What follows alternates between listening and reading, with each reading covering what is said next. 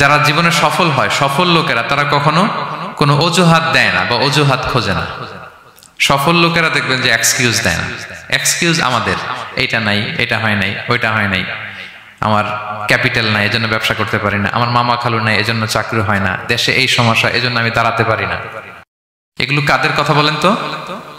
ব্যর্থদের কথা। যারা successful in their career, জীবনে যারা সফল, এরা কখনো কি দেয় না? এক্সকিউজ দেন, অজুহাত দেয় না। They create their own path, they create their own space. তারা তাদের নিজেদের রাস্তা গড়ে নেয়। রাস্তা আপনাকে কেউ করে দিয়ে যাবে না, আপনার রাস্তাটা আপনাকে করতে হবে।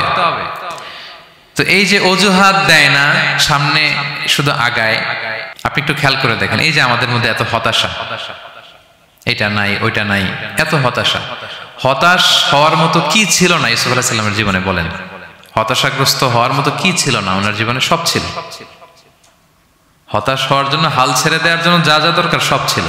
ছোটবেলায় ভাইদের ষড়যন্ত্র, ওনাকে পিটিয়ে মেরে আহত করে কুয়ার মধ্যে ফেলে দেওয়া হয়েছে, অন্ধকার কুয়া, ছোট্ট বাচ্চা। সেখান থেকে এক ক্যারাভ্যান, কাফেলা এসে ওনাকে নিয়ে মিশরে বিক্রি করে দিল, দাস কেনাবেচার বাজারে। কৃতদাস উনি, এখন কৃতদাস। আর আমাদের মতো স্বাধীন মুক্ত মানুষ নন, কৃতদাস হিসেবে বিক্রি করে দেয়া হলো, সার্ভেন্ট। আজিজে মেসরের ওখানে যে উনি কৃতদাস হিসেবে জীবনযাপন শুরু করলেন। নারীর ছলনায় এখানে ফিতনার সম্মুখীন হলেন, কারাবরণ করলেন।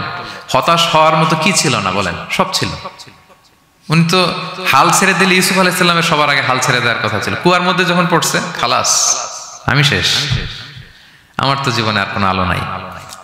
দাস কেনাবেচার বাজার যখন বিক্রি, তখনই তো হাল ছেড়ে দেওয়ার মতো, আমার জীবন তো শেষ, মুক্ত জীবন তো আর নাই। জুলাইখা যখন অত্যাচার করতেছিল, তখনই হাল ছেড়ে দেওয়ার মতো ছিল। জেলখানায় মোর দেন আ ডেকেড, 12 বছর জেলখানায় ছিল, মানে মোর দেন 10 ইয়ার্স, 10 বছরের বেশি। তো তারপরও তিনি কি করেন নাই? অজুহাত দেয় নাই।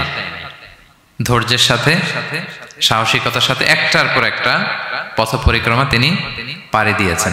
এবং দেখেন যে উনি জেলখানার ভেতরে যে পুরো জেলখানার পরিবেশ চেঞ্জ করে ফেলছিলেন আল্লাহর নবী ইউসুফ আলাইহিস সালাম। জেলখানায় কারা যায় বলেন তো দেখি? চোর, ডাকাত, গুন্ডা, বদমাশ, তাই না? তো ওখানে যে উনি দেখলেন যে কারা কর্তৃপক্ষ এই গুন্ডা বদমাশদেরকে নিয়ন্ত্রণে রাখতে হিমশিম খাচ্ছে। আল্লাহ নবী ইউসুফ আলাইহিস সালাম ওনার চারিত্রিক মাধুর্যতা দিয়ে, ওনার পার্সোনালিটি দিয়ে, ওনার আচরণ দিয়ে, সবকিছু দিয়ে সবার মন জয় করে ফেলেন। কয়েক মাসের ব্যবধানে পুরো মিশরের জেলখানা ওনার নিয়ন্ত্রণে। সবার অসুস্থ যারা সেবা শুশ্রূষা করলেন, যাদের কাউন্সেলিং দরকার কাউন্সেলিং করতে লাগলেন। মাঝখানে আবার 2জন কয়েদি স্বপ্ন দেখলো, তারা দেখলো যে এখানে স্বপ্ন বলতে হইলে ইউসুফকেই বলতে হবে। ইউসুফ আলাইহিস সালামের কাছে বললো, উনি সুন্দর স্বপ্নের ব্যাখ্যা করলেন। এরপর প্রপার একটা টাইমে দাওয়াতি কাজ শুরু করলেন। তার মানে আপনার রাস্তা যদি একটা বন্ধ হয়, আরো 10টা খোলা, ঠিক কিনা?